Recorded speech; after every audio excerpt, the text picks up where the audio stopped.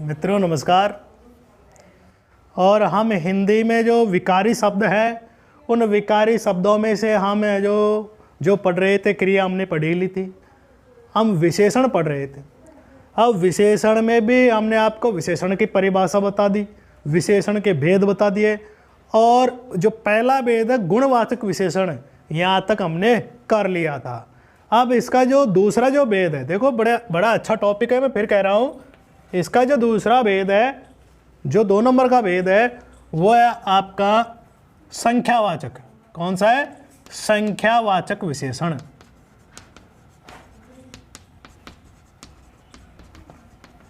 ये लो जी, संख्यावाचक विशेषण। अब हमने पिछले वीडियो में भी आपको बताया कि जो वाचक जो शब्द है उसका अर्थ होता है बताने वाला। क्या अर्थ होता है? बताने वाला। अब यहाँ पर क्या अर्याग क्या है? संख्या। तो अब इसकी परिभाषा क्या हो जाएगी? परिभाषा इसके देखो, रटिए मत, मैं फिर कह रहा हूँ, आप हिंदी के प्राय जितने भी शब्द हैं वो सभी है जो अपने आप को बयां करते हैं। तो अब यहाँ पर भी देखिए, अब जहाँ पर संज्ञा सर्वनाम की विशेषता, सुनिए, जहाँ पर संज्ञा सर्वनाम की विशेषता संख्या के आधार पर बताई जा रही है, यानी कि कहने का यह है कि जब कोई संज्ञा सर्वनाम की विशेषता किसी संख्या के द्वारा बताई जाती है तो वहाँ पर आपका संख्यावाचक विशेषण होता है। वे शब्द जो किसी संज्ञा सर्वनाम के क्या बताते हैं? संख्या बताते हैं, वो आपके संख्यावाचक विशेषण होते हैं। अब संख्यावाचक विशेषण भी, अब ये भी देखिए, अब संख्या कैसी भी हो सकती है, निश्चित या अनिश्चित। जैसे कि मैंने यहाँ पर लिख दिया 2 व्यक्ति। अब यहाँ पर ये संज्ञा सर्वनाम है, संज्ञा है। अब संज्ञा की विशेषता क्या बताई जा रही है? 2। कि व्यक्ति कितने हैं? 2। तो ऐसी स्थिति में अब यहाँ पर ये संख्यावाचक हो गया, परंतु संख्या भी क्या हो गई? निश्चित, कि वहाँ पर 2 ही हैं। और मैं इसको यूँ कह दूँ, कुछ व्यक्ति। ठीक है। अब यहाँ पर ये व्यक्ति वही संज्ञा है, देखो यहाँ पर है, जो ये संज्ञा यहाँ पर है, परंतु यहाँ पर कुछ लिख दिया।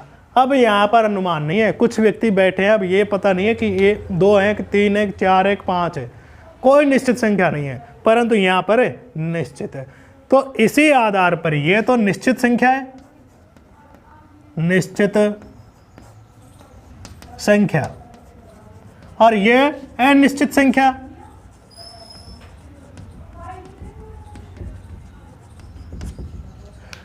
जब निश्चित संख्या है तो निश्चित संख्यावाचक विशेषण, और जब संख्या के कोई अनुमान नहीं, कोई पता ही नहीं, तो अनिश्चित संख्यावाचक विशेषण। हो गए 2 भेद कि जो संख्यावाचक विशेषण है उसके 2 भेद होते हैं, एक तो निश्चित संख्यावाचक विशेषण और एक अनिश्चित संख्यावाचक विशेषण। ये 2 भेद होते हैं इसके। आप देखिए कि संख्या भी है, जो कैसी कौन कौन सी संख्याएं होती हैं उनको भी आप देख लीजिए एक बार इसमें। कि एक तो आपके आती है गणना। क्या आती है? गणना। दूसरे नंबर पे आती है आपकी आवृत्ति। क्या आती है? आवृत्ति। तीसरे नंबर पे आपके आता है क्रम। क्या आता है बड़ा? क्रम, क्रमवाचक। चौथे नंबर पे आता है आपका समूहवाचक। निश्चित संख्या में भी आते हैं, ध्यान रखना है। अब गणना में क्या? वही गिनती 1 2 3, ये तो गणनावाची हो गया। गणनावाची किसमें आ गए? निश्चित संख्यावाचक में 1 2 3, क्योंकि वो गणना कर दी उसने, 2 व्यक्ति 3 व्यक्ति 4 व्यक्ति। आवृत्ति में यहाँ पर कर दें हम, इसको गुणा भी कहते हैं। क्या कहते हैं? गुणा। 2 गुना,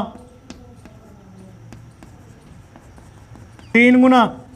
आ रही है समझ में? 2 गुना व्यक्ति बैठे हैं, यानी कि कल की अपेक्षा आज 2 गुना व्यक्ति हैं। कल 10 थे तो आज 20। क्रमवाचक, पहला स्थान आ गया साहब इसका, पहला, दूसरा, तीसरा। आ रहा है समझ में?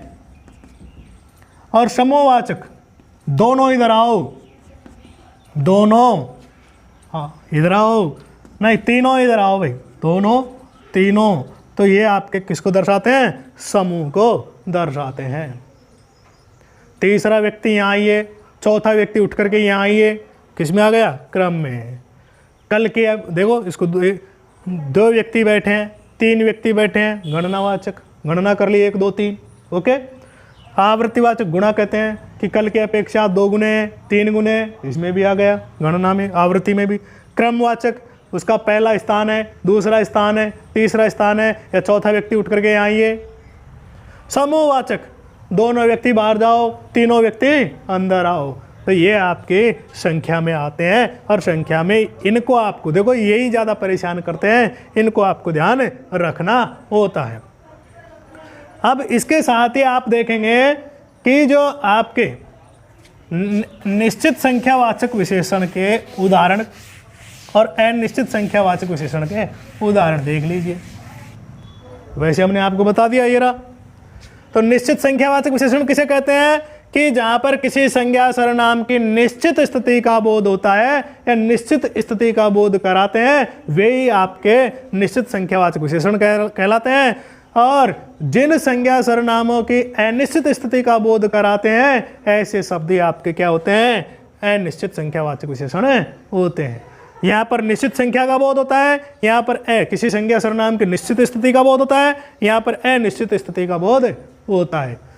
तो जैसे कि हमने यहाँ पर लिख दिया, और लिख लीजिए यहाँ पर 20 छात्र, 20 छात्र, यहाँ पर आ जाएंगे कुछ छात्र, है कई छात्र,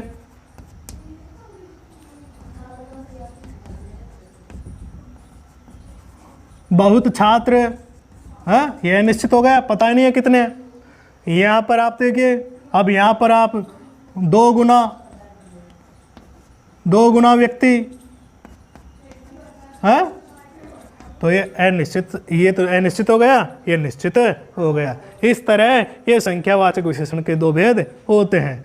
अब एक और है, आपको देखो इसमें, और जो अगला जो तीसरा भेद है उसमें आप है जो निश्चित आपको परेशानी आएगी। तो वो परेशानी क्या है, उसको आज हम दूर करते हैं और उसको बताते भी हैं। यदि आप विशेषण के अगले भेद, तीसरे भेद की बात करें, तो जो तीसरा भेद है विशेषण का वो है परिमाणवाचक, परिमाणवाचक विशेषण। ये लो जी, देखो कई बार ये परिमाण में भी हमारा चक्कर पड़ जाता है, कई है जिसको परिणाम लिख देते हैं, परिणाम। तो परिणाम अलग शब्द है, इसका महत्व अलग है, इसका अर्थ अलग है। ये परिमाण, इसका महत्व अलग है, इसका अर्थ अलग है। परिणाम होता है रिजल्ट, ये नतीजा, फल, है कि नहीं। और परिमाण होता है माप तोल, यानी तोलते हैं कि नहीं, माप तोल, वजन, भार, वो परिमाण में आता है। तो इस चीज़ को भी आप ध्यान रखें, क्योंकि ये भी कहीं न कहीं बच्चे हैं जो इसमें भी है जो गलती करते हैं।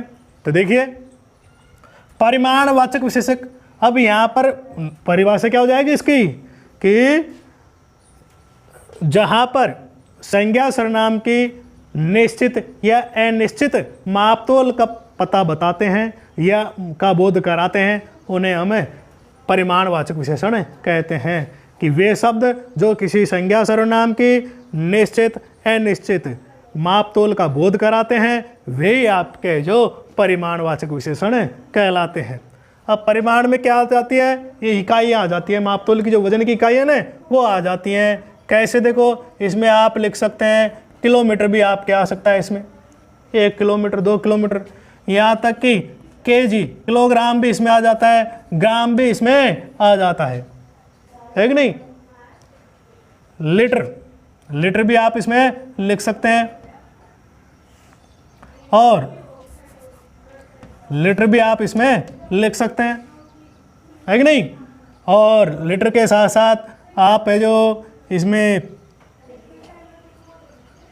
आ गया, ये सभी चीज आ गई इसमें, यानी कि जहां पर माप तोल होता है, माप तोल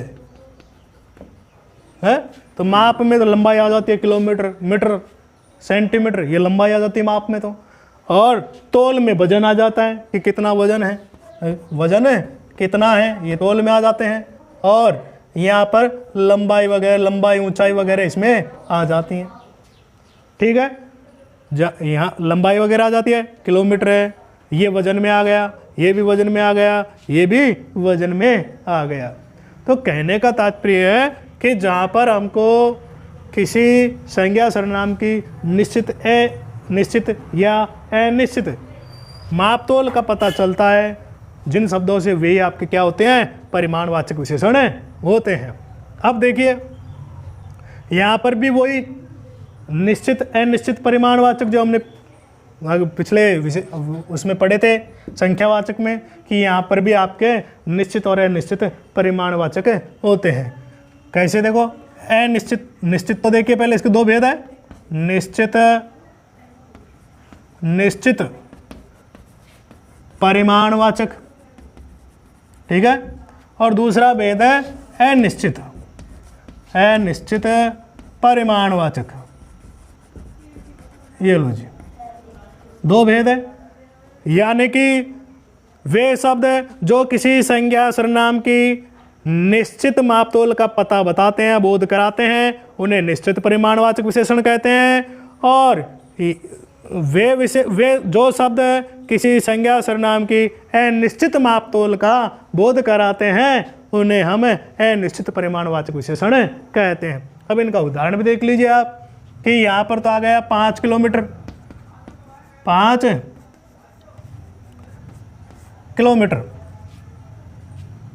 कितना चल दिया, वो 5 किलोमीटर चल दिया साहब।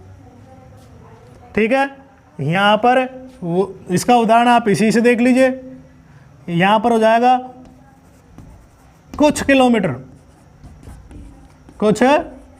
चला है भाई वो। अब यहाँ पर तो देखिए ये फिक्स हो गया कि वो 5 किलोमीटर चले। देखो 5 की गिनती वहाँ पर भी आ रही थी आपके संख्यावाचक में, परंतु हमने बताया ना माप तोल, अब यहाँ पर माप की जा रही है। क्या की जा रही है, माप की जा। वहाँ पर तो संख्या थी, गणना कर सकते थे आप, परंतु यहाँ पर आप मापेंगे। क्या करेंगे, मापेंगे कि लंबाई कितनी है। तो यहाँ पर देखिए आपका लंबाई से संबंधित आ गया 5 किलोमीटर, ठीक है। और यहाँ पर अभी तो निश्चित हो गया कितना किलोमीटर चला, वो 5 किलोमीटर चला। यहाँ पर अनिश्चित, कोई पता नहीं है कि वो 5 चला कि 2 चला कि 3 चला। तो इस तरह यहाँ पर ये निश्चित और ये अनिश्चित परिमाणवाचक विशेषण हो गया। मैं यूँ कह दूँ कि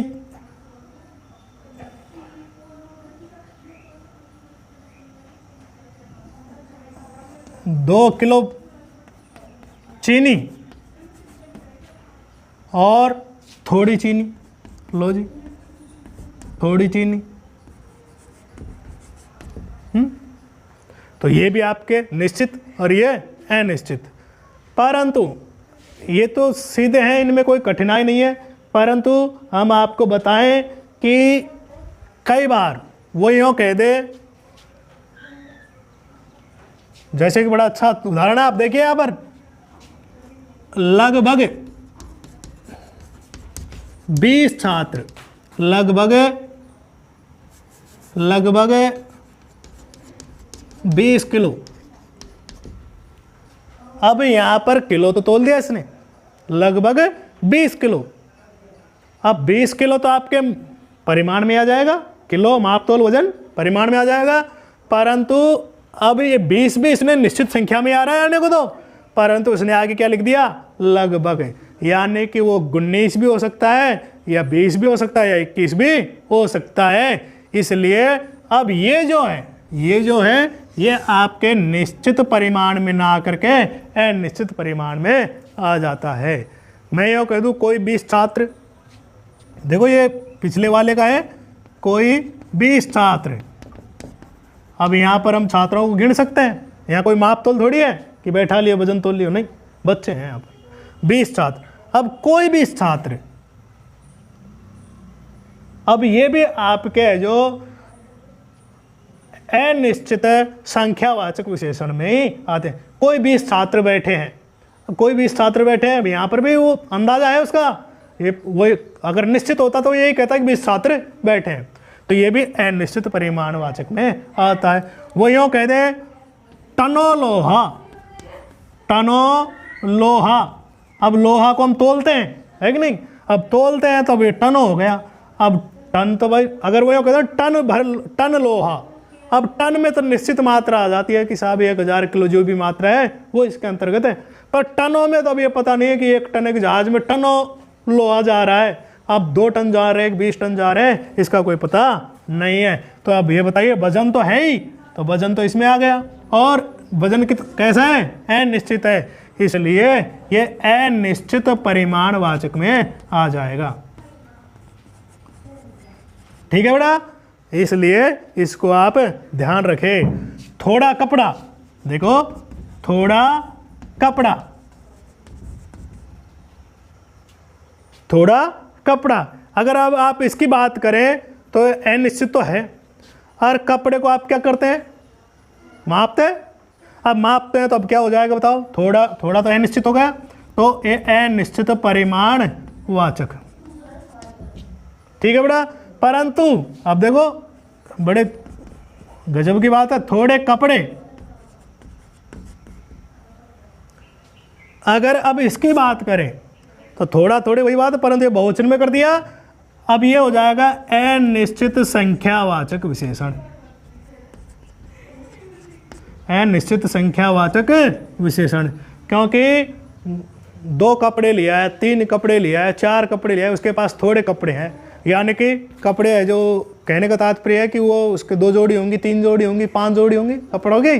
तो ये अगर थोड़ा कपड़ा है तो ये जैसे कि हम बंडल जो थान होती है उसमें से आप थोड़ा सा कपड़ा फाड़ लीजिए, या फिर आप थोड़े कपड़े यानी कि उसके पास कम कपड़े हैं, ज़्यादा कपड़े हैं, ये इसी के अंतर्गत आते हैं। तो अनिश्चित संख्यावाचक विशेषण, तो ये 2 विशेषण हैं, इनको आप जो अच्छी तरह देखें, और इनकी एक